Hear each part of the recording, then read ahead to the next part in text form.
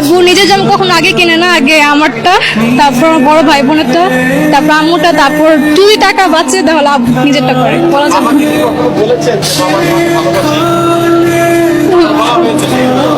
না। না সত্যি সবারটা দিলে আমার একটা শান্তি সুখ, যে সবারটা কেনাকাটা হয়েছে আমি নিজে জানিছি, এটাই আলহামদুলিল্লাহ। সময় তো ছিল যখন ঈদ মানে আমরা চিন্তা করতাম যে নতুন কাপড় থাকবে, জামা কাপড় থাকবে, একটা নতুন আনন্দ। এই যে বাবাদের জীবন থেকে এই জিনিসটা চলে যাওয়া, এটা কবে থেকে শুরু হলো? এখন ছেলে মেয়ে বড় হয়েছে, এখন ওনাদের একটা ভবিষ্যৎ আছে, ওনাদের জন্য চিন্তা করলে আমাদের আমাদের এটা মাইনে নিতে হবে, এটাই আমাদের মাইনে নেওয়া উচিত। আপনার মেয়ে আপনারা কান্না করতেছে। আমি আপনাকে একটা কথা বলতে চাই, আপনি একটু পাশে আসুন। আপনি বলেছেন যে আপনি এখন পর্যন্ত আপনার বাবাকে কখনো বলতে পারেন না যে আপনি আপনার বাবাকে ভালোবাসেন। আমরা চাইবো আজকে রেকর্ডিং আপনি আপনার বাবাকে বলবেন যে আপনি আপনার বাবাকে ভালোবাসেন।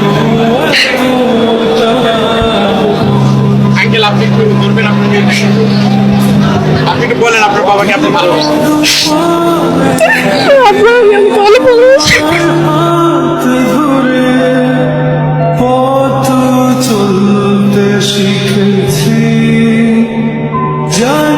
বাজেট কত আপনার?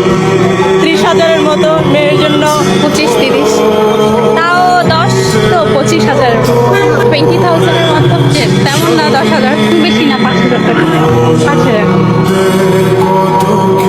নিজের জন্য 0 টাকা, নিজের জন্য তো সামান্য, পুরোটাই পরিবারের জন্য। নিজের জন্য এখনো কিছুই করা হয়নি। ঈদের জন্য নিজের শপিং বাজেট এখনো করা হয়নি, নিজের কোনো বাজেট নেই আসলে। নিজের জন্য এখনো করা হয়নি। যে যখন থেকে কাজ করা শুরু করেছি তখন থেকে আসলে পুরুষ মানুষের জীবন থেকে যে ঈদটা হারিয়ে যায় এরকমটাই হয়ে যায় আর কি। তো যার কারণে অনেক বছর যাবতীয় নিজের জন্য কখনো বাজেট করা হয় না।